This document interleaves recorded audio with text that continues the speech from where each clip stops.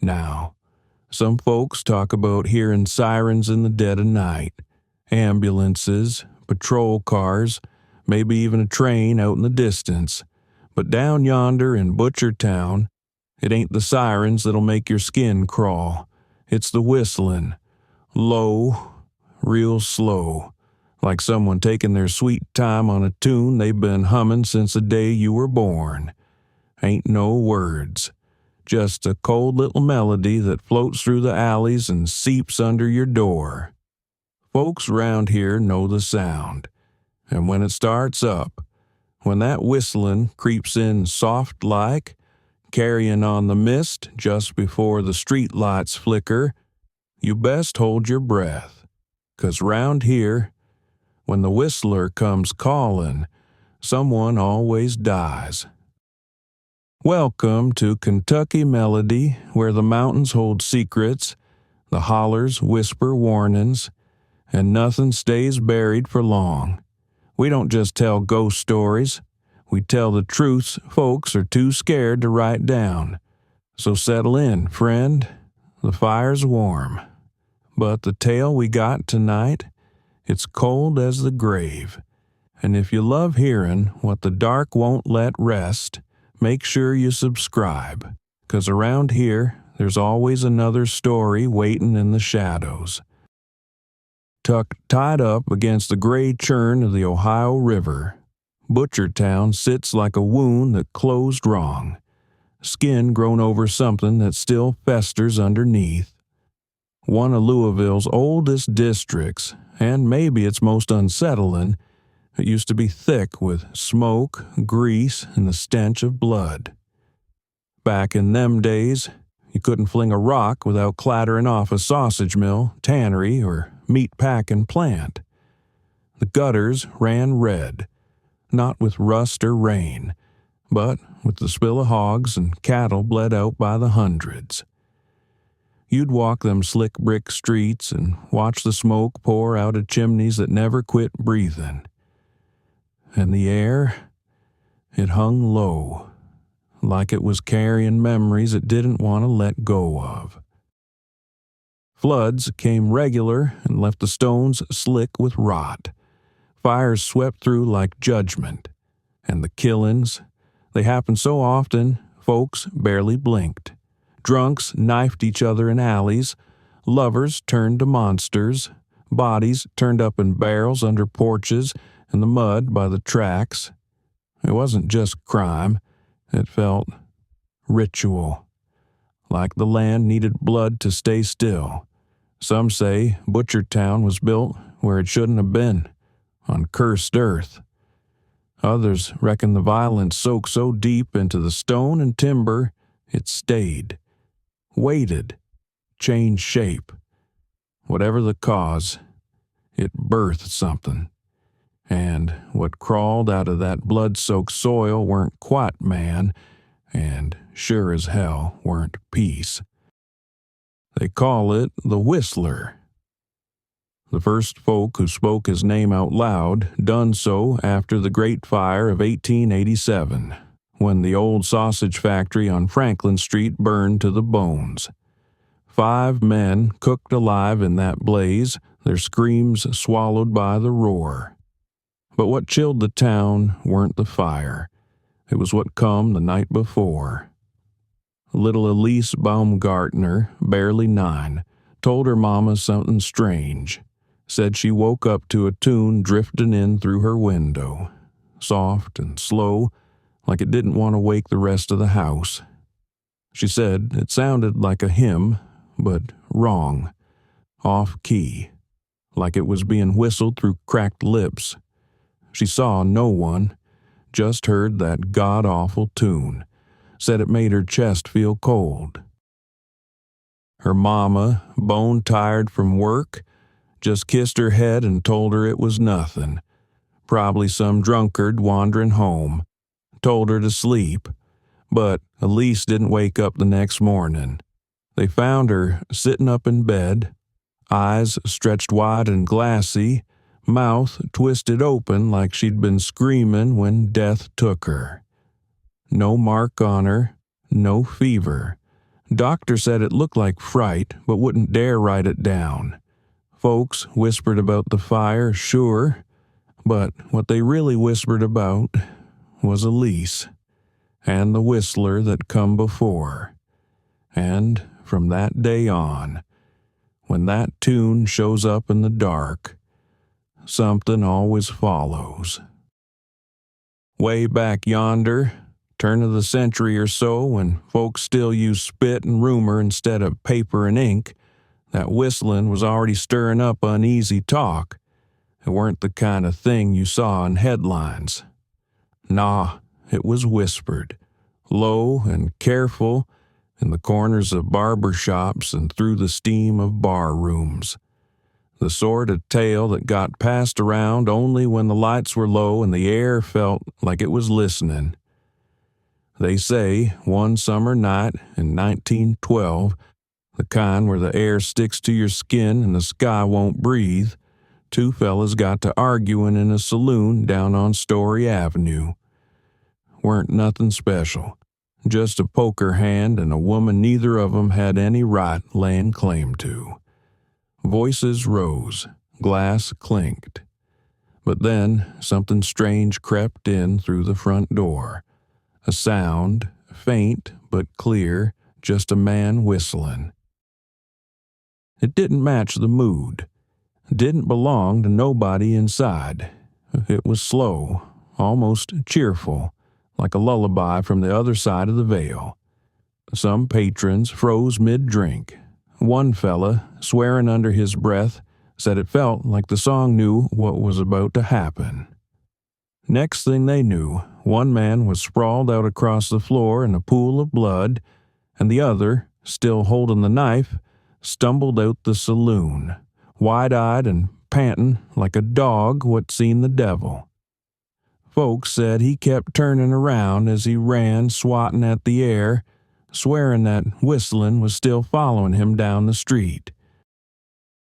Come 1935, a streetcar conductor, been on the job near 30 years, stepped into the rail yard near Main Street just past midnight.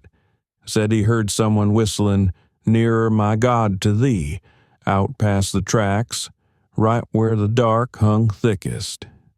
But the sound was wrong.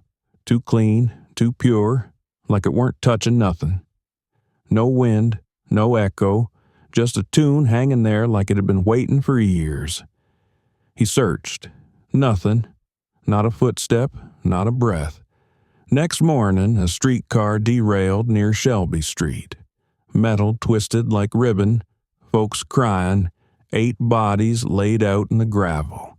That conductor quit before sundown, packed his things, caught a train to Hazard, and never spoke of it again. Not once. And then there's the one that still gets brought up in tight-lipped conversations round Washington Street, the tale of Tommy Ray Lasky back in 1958. Tommy was a quiet man, worked odd jobs, kept to himself, but near the end, folks say he started looking different. Pale, jumpy.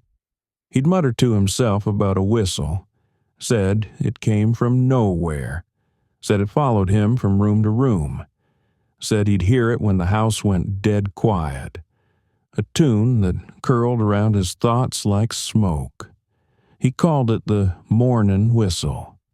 Neighbors thought he was losing it, until the woman living next door, one of them that watches every curtain in the street, heard it too. One night she stepped out to call her cat in, and from the black behind Tommy's house, that same tune came floating out, real slow, real strange. She said it weren't no man's whistle. Said it didn't sound like breath. It sounded like the bones of the earth humming through a mouth that never had lips. Not long after, Tommy was found sitting on his front stoop. Didn't look hurt, didn't look peaceful neither. Just frozen, mouth hanging open, eyes stretched wide like he saw something he couldn't believe, but couldn't look away from neither. Some say he saw the whistler, others say he heard the end of the song. Now, some folks like to believe that the whistler packed his bags and faded with the factories, that when the blood stopped running through the gutters and the last smokestack went cold, so did he. But that's just wishful thinking. Truth is, he never left. He just learned to walk quieter. In 1993, a local EMT rolled up on a fatal stabbing near Nanny Goat Strut Alley. It was one of them cold, breath-stealing nights where the streetlights buzz and flicker like they know what's coming. She was down in it, trying to keep the man breathing, pressing her hands over his chest while the blood pooled beneath him like ink spilling across the pavement. And that's when she heard it, whistling. Soft, real soft. Not like a tune from a radio. No, this sounded wet, like breath hissing through teeth that were broke or missing, like someone whistling with a mouth that forgot how to smile. Said it came from under the bridge behind her, low and steady, too calm for a night that was dying. She asked her partner if he'd heard it. He hadn't, but when they checked the dash cam audio back at the rig, that same sound was right there on the recording, floating on the tape like it was stitched into the silence between sirens. No footsteps, no chatter. Just that melody. Faint, broken, and far too close. And that was just the beginning.